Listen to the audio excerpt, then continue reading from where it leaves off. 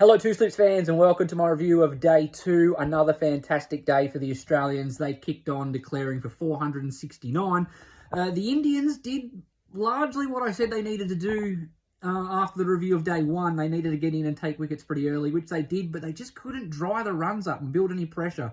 So while they were steadily taking wickets, the Australians obviously kicked on and scored nearly 470. Smith bringing up century number 31, and Travis Head moving all the way to 163 before he feathered one off the gloves down to the keeper. Great batting performance from those two, really set the tone. Alex Carey came in. He was another big contributor, almost scoring a 50. Sometimes he's really frustrating to watch. I don't know what you guys think. Just knocked Jadeja over mid-wicket or over mid-on for a 6, and then the next ball goes and gets trapped LBW on a risky reverse sweep shot. And I know the modern player says that the reverse sweep is instinctive, but I think much like Sachin Tendulkar put away the cover drive for that big 100 he scored against Australia, I think Carey might need to be more circumspect about when he plays it, especially against Jadeja, who seems to have just a knack of getting him out despite Carey's relative proficiency with the reverse sweep. I know they were being aggressive, they were pushing for a declaration, but that's not a way you want to get out. It's a soft dismissal. It just looks soft, it looks reckless.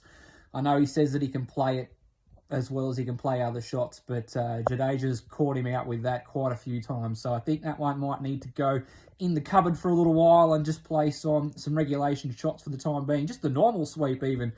But overall, great batting day for the Australians. Really put the Indians on the back foot. Then came out and all the bowlers managed to get a wicket. India finishing 5 down for 151.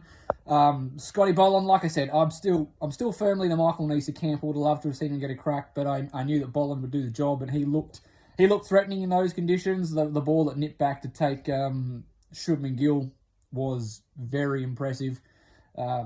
Not much you could do on that. He left it on line and it's jagged back a big way. Pujara, again, for someone who's familiar with those conditions, he got undone with Cam Green, nipping one back at him and taking the stumps out. And yeah, so the Australians put themselves right in the supremacy. Big lead. Half the team are already out. Mitchell Starc will want to bounce back today.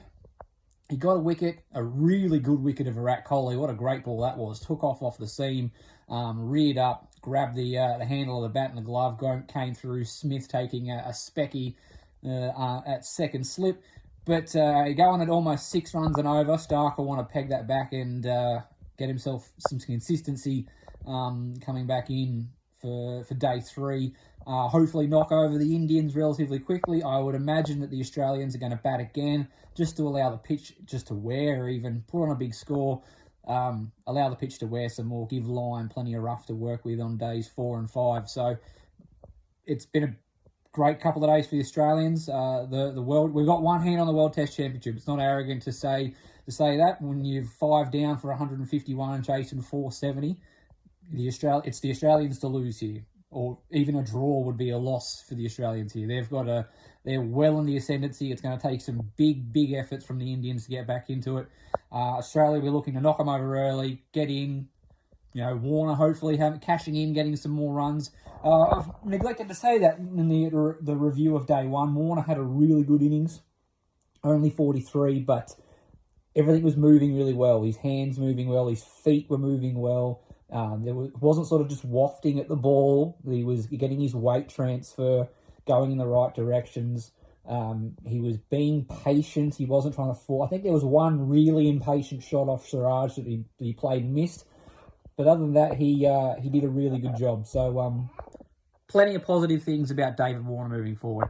For the rest of the test, well, it's pretty simple. India needs the tail to wag, need to get as close as they can to that 460 mark and put some pressure on the Aussies about what they're going to do in their third innings. As we've seen, if you can get close to a big score in the second innings to a first innings and then put lots of pressure on, that makes that fourth innings chase a lot easier. So that's simple as is. India needs to survive, need to put some runs on, need to get as close as they can to 460 and move on from there. For Australia, 5 more wickets, knocking over the rest of the order.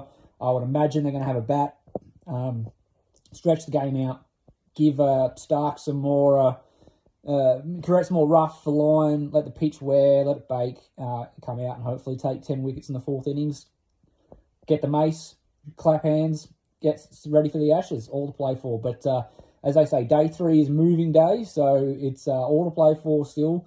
India, I said, like they're in a pretty big hole, but this Indian team is quality, and we've seen them do ridiculous things to change the flow of a Test match before. So it's they're not out of it by any stretch, but they've got a lot of work to do. As for the Aussies, yep, simple: take wickets, score some runs, repeat. Looking forward to day 3. See you all later on for my review of day 3. Till then, bye for now.